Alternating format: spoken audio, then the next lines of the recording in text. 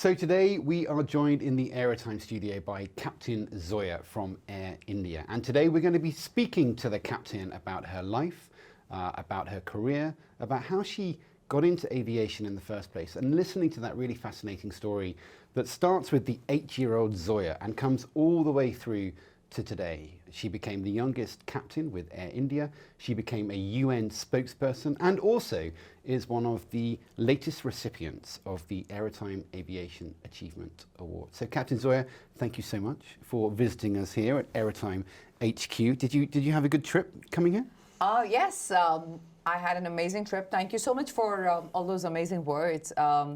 I think today's chat will hopefully carry forward the dreams of the millions of children, my future dreamers, and anyone who's watching out there who has to think about believing in themselves and following through with their dreams. So I had an amazing trip. I flew back from Canada, then, I came all the way to Vilnius. So life is an amazing journey, and I'm enjoying every second of it. So thank you. Well, today is all about that journey you've already been on, the journey from being that 8-year-old Zoya, which you talk so passionately about, and which I'm sure many people have heard the story of 8-year-old Zoya, but some people won't have done, and that is where it all began. So give us a picture of 8-year-old Zoya and where it all started. Yes, I have spoken about the 8-year-old Zoya. I think she still lives inside of me, and she pushes me every single day to climb higher and higher and do more and more to impact the world and change it and leave it a better world for our future generations to come, because I think we all need to come together and do our bit in improving the world, leaving a better, sustainable future for our generations to come. And this 8-year-old Zoya is doing her bit. So my journey began at the terrace of my home in India, Richard, where I used to look at the stars and I would want to touch them. And I thought, what is better way to touch rather than, getting on board one of those airplanes, which were flying at that time out of Delhi airport, and maybe piloting one of them. Maybe I can probably get closer to the stars and touch it. So that is where the thought started. And everything else has got me here today. So it's been an interesting journey, and I'm truly blessed. So one of the first big challenges I think that you had was studying for a degree and at the same time studying to become a pilot. I mean, I remember when I was at university, getting my essays in on time was a big challenge, and you were sitting there working 18-hour days, effectively doing 2 degrees at the same time. How on earth do you do that? I think anything that you set your mind to in this world, when you want it with so much of passion and all your heart, the universe gets together and makes it happen for you. I think that's what happened with me. I came from a background where my environment was pretty much against me, where I came from a family where I was the only child, and to even dream such wild dreams of becoming a pilot back in those days for a girl child was something completely taboo and unheard of. But coming from there, I had to convince my parents to allow me to follow my dreams. I needed their support. I think it's very important as a child, because all your support system is your parents, your teachers, and for me personally, that very support system was against me, and I had to turn it in my favor. And the only way for me to do that was to prove myself to them that I am serious about following through with my dreams. And I was not just going to give up, of the dream of touching the stars, wanting to become a pilot. So I enrolled into my college, I was doing a science degree. And at the same time, I had to do my aviation studies. So I started studying for my courses, utilize all the money that I've gathered, I had gathered at that point in time from my childhood to spend it on my aviation course. And I used to pretty much do like my college as the science degree for half the day, and God gave me the strength to travel to the extreme other part of the city. I used to travel in a bus, back in the days. In India, buses are not the safest mode of transportation, but I just used to feel that I had to do it so badly that I would do whatever came my way. I just rode above that challenge. And I don't know how I did it. If you ask me why, how, what, I don't know. I think God just gave me the courage and the strength to go on and do whatever I had to get done. And I used to come back home, I remember, by 9 o'clock in the night. So many times I didn't have electricity in my home. I would just, sit down under the street light, study, finish off my assignments. Since I was doing 2 degrees at the same time, I didn't have the leverage to carry on the next day my assignments. I had to finish them off the same day. So I think in total, what I would really like to say is whatever you set your mind to, I think God and the universe make that happen. If you want it badly, it'll happen. You just have to want it badly. I've seen you in action. And I know you've said to me before, no doesn't really mean no. No. No just means it's another opportunity to find a yes. Yes, a million more opportunities. And I've seen this. I've seen you in action where, there is a very clear no coming from somewhere, and that's really not going to be listened to by you. Because if it's something you really want, you will still go and get it. And that determination and that focus, I think, is something that sets you apart from many people that I've met and worked with in the past. But you joined Air India. You actually became the youngest female captain with Air India on the 777 fleet. Yes. Tell me about your journey with Air India and what the company really means to you. For me, Air India means the world to me because I think I have been with Air India for all my career, and I'm a loyalist. For me, it has given me a world above and beyond of what I had ever expected. Today, I'm standing over here. It's all thanks to my airline, my country, my government. I think I'm truly indebted to them, for every single thing that has come my way. It has been a true blessing. And to join an amazing airline like Air India, we have always promoted women from day one. I may be one of the first few women to join Air India, but we always were an equal opportunity employer. That means generation equality from the word go. Today, I stand on a platform where I want generation equality, and I'm trying to work towards it, where we see an equal world at the United Nations by 2030. And Air India has been following it throughout. So I'm truly blessed to be a part of the organization which has seen women and men and treated them equally and given them equal opportunities and allowed a small girl, an 8-year-old dreamer like me to grow on and fulfill her dreams and go on to a point where I'm at a position where so many young girls today see, people like me, and they say, if she can do it, so can I. So that's an amazing thing, So I'm truly grateful for my airline.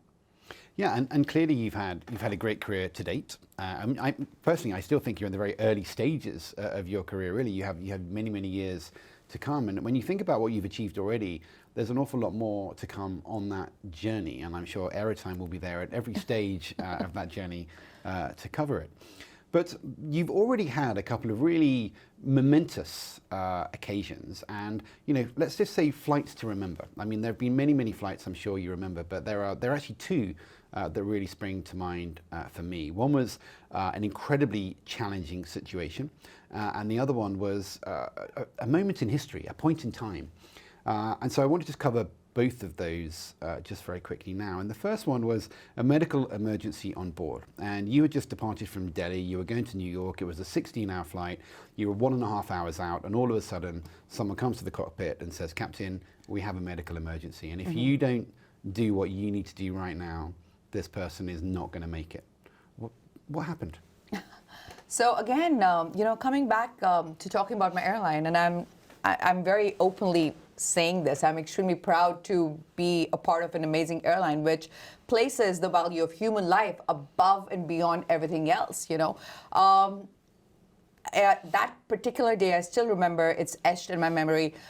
This lady passenger got sick on board, and she only was given almost 2 hours to survive. And I was flying over Pakistan, I remember. And we taught, me and my team. I mean, my team was amazing that day. And, without our team, I think we're nobody. We all do the work together, and it's never one person, who does the work. Like, I am nothing without my team, So it's all thanks to my wonderful team, and we all took decisions together. We all did everything together. And we made it happen that she survived, and I'm truly grateful to the Almighty for that. But we were over Pakistan. We were under a lot of challenges that particular day because the weather out of Delhi was particularly bad. There was lightning and heavy rain showers when we took off from Delhi to New York. And we had, I think, a bunch of a technical problem as well. So when our decision was to go somewhere, to divert somewhere to save the passenger's life, well, we could have diverted to anywhere in Pakistan, which was really close. But the point was whether we can save that passenger's life. Now, that passenger is not a passenger for me. I've never been taught like that. For me, that passenger is a mom to someone. It's a child to someone. It's someone's wife. She means the world to someone, you know. So it's a human life you're talking about, and that's precious. So I would go above and beyond, no matter whatever it takes, to save that life. And that is exactly what we did. And well, by God's grace, we were successful. So we diverted back to Delhi, and under extremely challenging circumstances, when we had to jettison fuel, jettison mean basically just taking fuel out of the airplane to make it lighter. And we had an excess of Olympic-sized pool fuel that particular day because we were gearing up for a 16-hour flight. And in aviation, you know, a lot of times when something happens, it is followed by multiple scenarios which just keep on happening one after the other. And that was one such day. And that was another day where we had to think, you know, we always are told in school, think out of the box. And that was the day when we had many of those situations. And, you know, we all did it, managed it so well together as a team. And I'm truly grateful to my team that day. I think I was one of the youngest that particular day as well. So for me, for all of them to rally behind me and, you know, stand behind my decisions and support me every single step of the way was an amazing thing. And eventually, we all saved that passenger's life. Not only that, we took off again for New York and made sure all our 350 passengers got to New York that particular day. So yeah, it's an amazing, amazing flight. I mean, it says something about you and your crew, and I think your leadership as well, because when you diverted, you went back to New Delhi, you landed, you dealt with the medical emergency, the passenger received the care that she needed, she survived, and then within, I'm not entirely sure how long, but a very, very short space of time, you and the crew got together and you said, okay, let's take off again and let's get back to New York. Yes. And that's what you did. You, Yes. you, as I understand it, you started engines very close to the runway, you were given permission. Next you to went the runway. Next to the runway.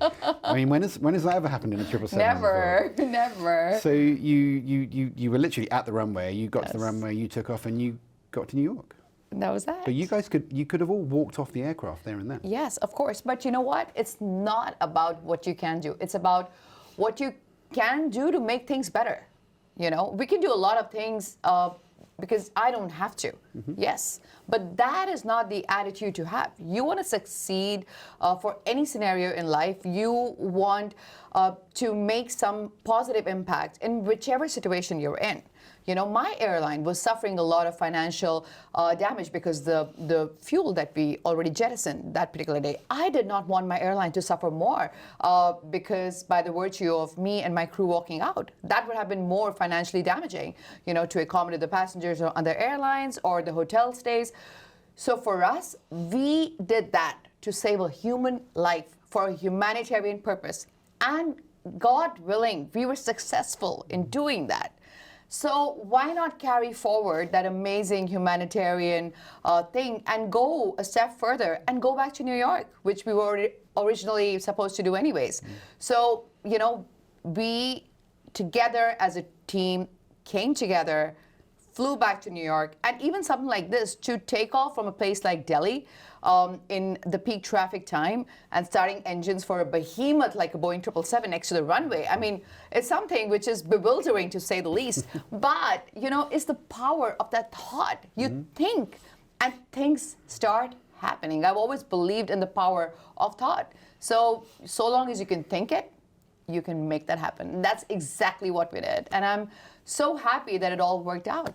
And there's actually another interview that we'll be publishing in the new year. We're starting a new series about heroes of aviation. And the team heard this story and they were determined that you should be the first person in that series of Heroes of Aviation. So you'll be featuring there, and you'll tell the story in more detail. So our viewers can look forward to that coming soon. But I also know that you will say it's not really about you being a hero of aviation. It's about your crew, your team, your airline, everything coming together in that way. And that's very much how you live your life. But that is true. I mean, that's how I see things, because I think I'll be not doing justice, or, I don't feel that way, that I'm doing anything myself. I think I'm just a tiny drop in the ocean. And I really feel that, we are here to fulfill our purpose, whether that's as a leader or we all are team members at the end of the day, whether you're a leader or whether you're whosoever, and we do things together, because together we do things better. So the other flight I mentioned was in January of 2021, and you were the pilot in command of a 777, flying from San Francisco to Bengaluru. And it was a 17, 18-hour flight. Yeah, almost 18. Over the North Pole route. And this was a flight that was crewed by an entirely female crew. And this was a big thing. I mean, the thing about India that I think many people don't realize is that when it comes to gender equality, especially with pilots, India is actually leading the charge, leading the way. 12.5% Yes. Of commercial pilots, I understand, in India are in fact women. And still work to be done, but when you compare it to lots of other countries, pretty amazing record. And this particular flight drew attention from across the world, like media all over the world. And I think it's actually how you really shot to prominence, and how we became aware of your work and your focus, your dedication, your activities, and why we're sitting here today. So, big deal. How did it change your life? There must be a purpose for me. I don't know what that purpose is as yet, but I'm slowly tending to discover it. Because I questioned myself time and time again, why was it this North Pole flight? Or why did it happen the way it did? I'm extremely glad that we were able to fulfill the dream of our Prime Minister, Prime Minister Modi, when we did this North Pole flight and we connected the two antipodes, which are the two Silicon Valleys, San Francisco to Bengaluru. It was an amazing flight, okay?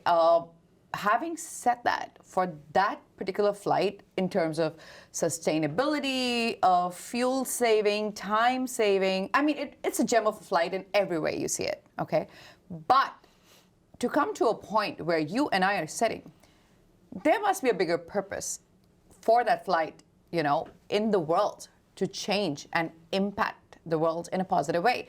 And I get messages from so many children out there, from so many people who I call my future dreamers. And, they tell me, after seeing your journey, I had given up all hope in my life because of some problem. But after seeing your journey, if you can do it, so can I. I have gotten that hope back, and I want to do something with my life. One child had epilepsy, and says, I had completely given up on my life. And I don't know how they get my cell phone numbers. I've said this on so many channels. I have no idea. But somehow they do. I think it's the power of wanting to do something. So again, similar principle applies. That child told me that I suffer from epilepsy, but seeing your journey, how you have overcome your challenges, I want to, pick up my pieces. I want to do something. I'll fight back with determination and do what I want to do in life. And sometimes these kind of messages bring tears to my eyes, that your message has the power to change people's lives. And I think that's what it is. I remember talking to you first from New York. I remember in the middle of the night, I was half asleep. But, when we spoke about that connection, let's go change the world. I think this world, we can do so much, and we need to change the world. We need to change our attitudes, especially in the post-COVID world. We are still not post-COVID, but we are much better than before. When we recover, I think we need to be more positive. Last year has been particularly difficult for all of us. I think there has been a lot of negativity, and we need to, look ahead, be positive, focus on our goals and dreams, and believe in ourselves. Because I think in order to achieve anything in life, You have to know what you want, and you have to tell yourself, yes, I can do it. Because you know what? When you tell yourself that, the world and the universe and the Almighty will get together. And if you fuel that with your hard work and stay determined and dedicated, you will get there. It's very when you do this, right, and you get really animated and passionate and everything comes out, and I'm sitting here thinking, well, I know the question I want to ask you, but it just feels so pathetic after a speech like that. So I'm fine. I'm buying myself time, but actually, I do want to come back to this flight. It's a really important flight. It's changed so much for you. Yes. It's changed so much for many people, and you're having an impact all around the world. But the thing I want to come back to is, I know because you've told me. Actually, let's do it a different way. How many announcements do you make on the normal flight when you're pilot in command? How many? Maybe a couple. Maybe a couple. How many did you make on that flight? How many? How many was it? 7. 7. Have you? I mean, do you know of any other captain that's made 7 PAs? No, I'm pretty sure I set a world record that particular day. I'm pretty sure as well. Yes, because you know what? Everybody knew about this flight. They all knew they were going to be a part of the world's aviation history, going over the North Pole with all-women flight crew. It has never been done before. One of the world's longest flights, Air India's longest flights. You know, it was sort of a hallmark in the aviation history. And all the air traffic controllers, we had our Indian dignitaries, our ambassador, all those things were happening, and everybody knew what a big deal this flight was. We were, getting stopped irrespective of, the mass. We were getting stopped for selfies, every meter or so. So it was a great flight, and I have been very passionate about sharing every single thing with my passengers, because what I saw at the airport was a lot of excitement. And when somebody is looking forward to something with so much of excitement and fervor, I think it's only fair as the captain, because I am in that position, to be able to share my journey with them. So I wanted every single passenger that particular day to see what I was seeing from the flight deck, to see the world through my eyes. And of course, I can't call them to the flight deck, so the best next thing was for me to tell them what was going on.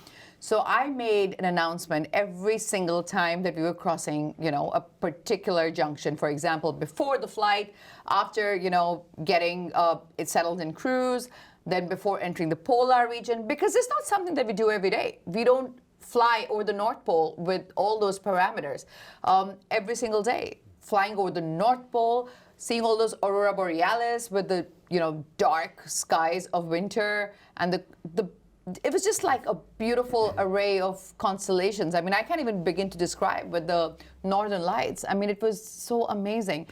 And I think every single passenger appreciated that. So much so that, we have something known as feedback forms, which we distribute to the passengers to give us some feedback. That particular day, we had a full flight, and we fell short of it. I had like 150 of those forms in my hands, okay? And we had to hand out tissue papers because people wanted to write positive comments about it. And, I still have those comments, and it's so nice to be able to see that, post-COVID, you can bring a smile on so many faces. So amazing feeling. I would do it in a heartbeat any day, all over again. I have no doubt. I have no doubt about that whatsoever. You mentioned earlier on the S word, sustainability. And many people look at aviation and think that it's actually a very difficult industry to be environmentally friendly. I've been criticized for flying. I mean, I find that very strange, but I have been criticized for flying, as I'm sure many people have. But flying is so important, and it connects the world. Correct. So what's your view on sustainability? What's your view on environmental issues? How do you justify it in your own mind in terms of your profession? Because I know that you care passionately about the planet and about the environment and about sustainability. So how do you justify those two things? Okay, so let me start off with, firstly, let's talk about sustainability purely vis-a-vis aviation, okay? Now, I know aviation gets a lot of flack, but think about it. How many passengers can a 777 deal with in one go? It can deal with 350 passengers, 400 passengers, depending on your configuration. Now think about the amount of pollution of 350 cars vis-a-vis one airplane. Can you imagine? And the kind of distances that we cover. So it is not that bad in terms of sustainability if you think about aviation from the numbers point of view. So if you're talking about 350 cars, I would think, that would create much, much more hazard in the environment than one 777 would, right? And now let's take forward the sustainability to leave a better future behind for our generations. I care deeply and passionately, which is why the North Pole flight is so close to my heart, because that reduces the carbon footprint in a huge way. Because when you're talking about 10 tons of fuel, you're cutting it down every single flight. Can you imagine the savings per year? It is beyond amazing, the amount of carbon footprint that you're reducing. So my airline cares deeply for it. Our Indian government cares deeply for it. And I think not only us, I think it's up to every single individual to ensure we do our bit in even the smallest of ways to cut down that carbon footprint, to leave behind a sustainable future for our generations to come. Because it is up to us to leave that behind. If we don't do our bit, there will be no future for the planet Earth. So it's in our hands. So I would request every single person who's watching out there to exercise whatever they can in their own way, whether it's, putting the lights off or carpooling or anything small, but do your bit to leave behind a better future for our generations to come. And the other big topic that we can't have an interview, you can't talk to anybody in aviation without mentioning it, is obviously the pandemic. Yes. The pandemic, I suspect that the aviation sector has been through probably the worst period ever since the Wright brothers, got together and thought about flight over the course of the last 18 months or so. How have you dealt with the pandemic? What changed for you? And is Indian aviation bouncing back? So aviation got hit extremely hard due to the pandemic. We never thought we would get hit this hard, but we all did. A lot of my friends, my colleagues lost jobs. A lot of airlines got shut down, prominent airlines, which is really sad to see. But having said that, we must focus at the glass full than glass half empty. So I would rather talk about the glass half full, because that is a positive way to go about life. And having said that, I think we are focusing at a world where aviation industry is bouncing really very, very well back into where it used to be. Indian aviation has grown, tremendously post the pandemic. I think we are seeing really, really great numbers. I think Indian government has taken up great initiative of repatriation flights, and currently we are in the air bubble agreements with a lot of countries. And I think we're pretty much coming back to normal soon. So, and even across the world, if you see the load factors are improving a lot, like the airports, there's the normal hustle and bustle, which was the norm earlier. So it's heartening to see that when I travel all over the world, thanks to our vaccinations, things are going to a place where they used to be. And hopefully we should have our worlds back on its feet, so long as we all stay responsible and, towards people around us and do our bit to stay safe. And we should be back to a world which was pre-COVID pretty soon. And it's very heartening to see that the airlines are starting to hire again. Mm-hmm. So I think it's great. And I see the aviation industry, bouncing back pretty much to its old numbers soon. The pandemic actually affected our plans to meet first time round. Mm-hmm, I remember. And we had an aborted mission where we were going to try and meet up, and we had a number of things that we wanted to do. We were going to do an interview. There were all sorts of things we were going to do, and we couldn't because of the pandemic. But we found a plan B. And instead of going with the plan that we had, we actually met in Paris. Mm-hmm. We met with Captain Christine and Captain Isabel from Air France. Captain Christine took us flying. She's also the president of the French Women Pilots Association. They made you an honorary member. They were, I mean, you know, the love-in that you guys had was quite extraordinary to watch. But it's also about the power of social media. And you are now, you have a huge following on social media. And that abortive attempt to get together, I think actually there was some sort of divine intervention going on here, because I went onto LinkedIn and I said, hey, does anyone know anybody who could arrange for us to have a flight somewhere near Paris tomorrow? And by the time I landed in Paris, I had some answers from people, and there were some amazing people out there. Thank you to those people who did this. And we went flying. And it was quite incredible that within 24 hours, we actually found people who really wanted to meet you, really wanted to take you flying. And we had this amazing scenic tour just to the north of Paris, I think. I mean, how did you feel after that? I mean, it was a very crazy few days. You were given this new honor by the French Women Pilots Association. I was actually able to present you with the AeroTime Aviation Achievement Award, which the trophy is now here. And we saw the power of social media live. We also saw a number of other things happening. And we found that connection, which brings you to AeroTime HQ today, because we both have that determination to change the world one person at a time. So what were your reflections after that trip? I think you and I were just destined to meet because we shared the vision of, like you said, changing the world one life at a time. And I really respect that about you, Richard, that, you know, you're a person who makes decisions like a captain. Like it was, I remember I was on my way to AeroTime, and then I couldn't get on the flight because of the pandemic restrictions. And you were like, okay, so let's do this. Let me come to Paris. And well, we met in Paris. It was amazing. And I think everything in life is divine intervention. Everything. So God had, you know, we can only have a plan. God has the master plan. Right? So I think that was one of those things. And look at, you know, the way we met with Captain Christine and Captain Isabella, the way, you know, she took us flying, showed us all around. And there's such amazing memories, you know.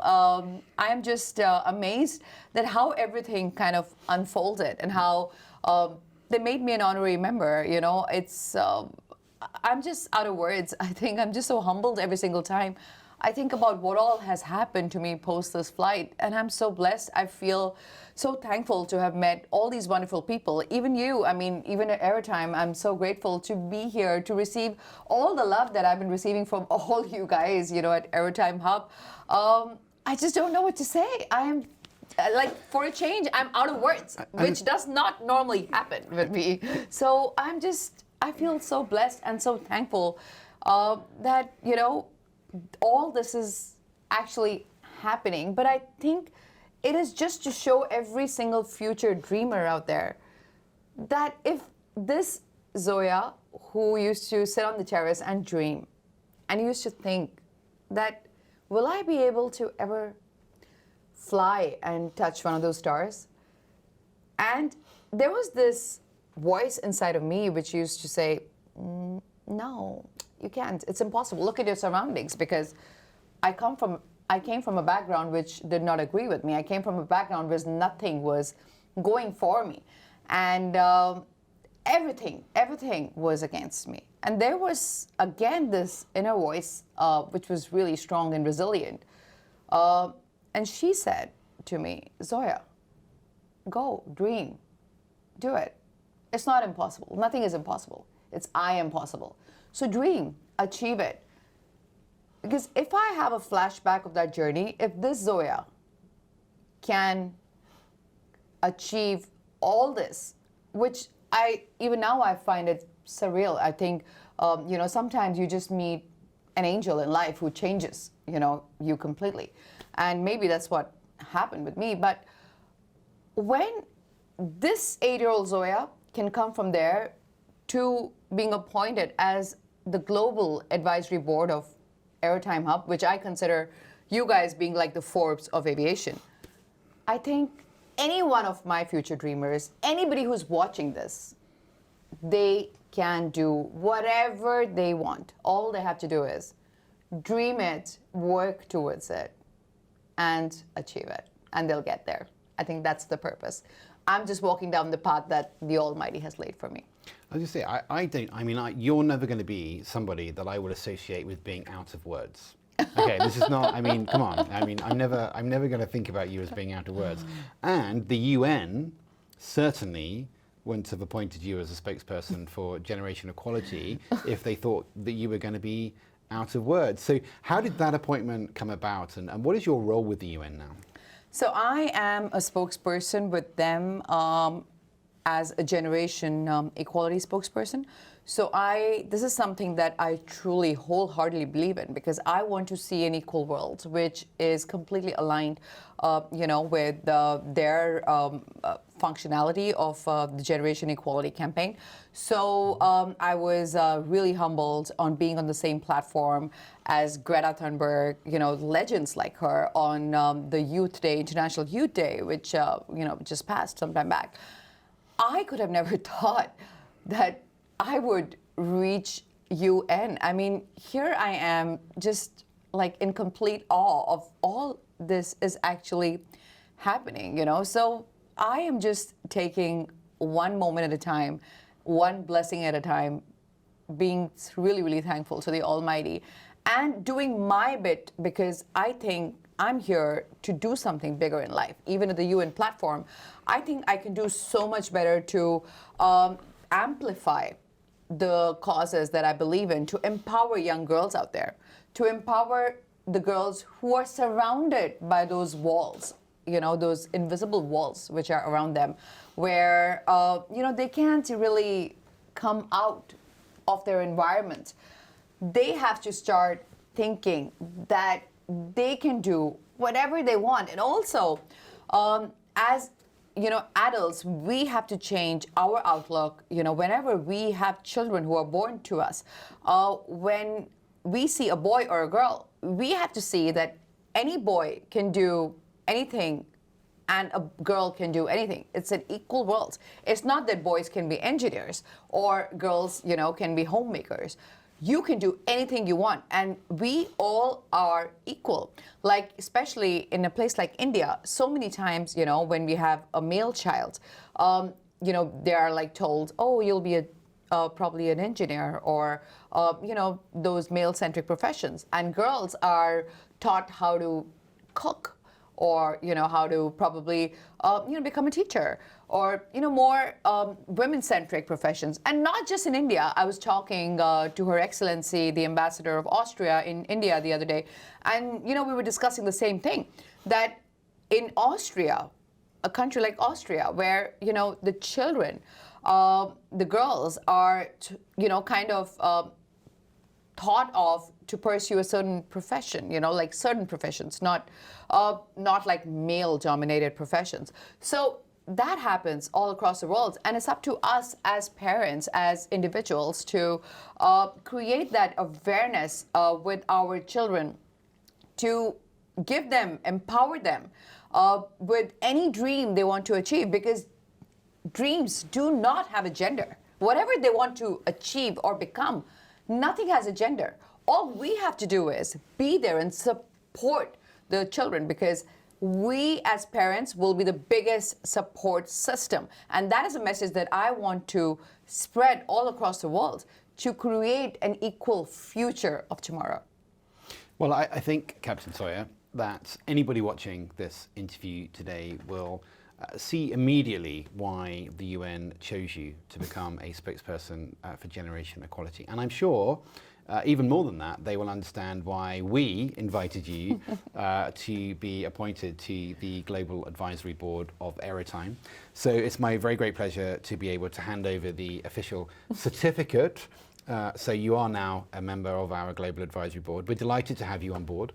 You've been incredibly supportive of our campaigns, like our Women in Aviation campaign, and various other things as well. And we're very much looking forward to working with you in the future as you continue your work and your life dedicated to encouraging and inspiring the next generation and to supporting the aviation industry in so many different ways. So welcome on board. And we'll look forward to the next big project and the next lives that we're going to change. Absolutely. Let's go out and change the world. And also, Don't forget, Boeing has predicted that we need 763,000 pilots by 2038. That means we have to get our children started now into STEM subjects, into creating an equal world. Again, generation equality, because we have to go out there in schools, spread that message that the girls are tomorrow's future pilots, aviators. 763,000 is a huge number to fulfill. And for that, it's your and my responsibility to start our children now and prepare them. So I'm sure we'll have a lot of future budding aviators who are going to be taking on the skies. We just have to be the wind beneath their wings. And I'm sure we will be. We will be. We will be. It's definitely going to happen. Absolutely. Pleasure. Thank you so much for this honor. You're very welcome. And as I said, welcome on board. Thank you. So that brings us to the end of this AeroTime interview with Captain Zoya. Thank you for joining us. And please stay tuned for the next interview coming to you live from AeroTime HQ. Thank you and goodbye.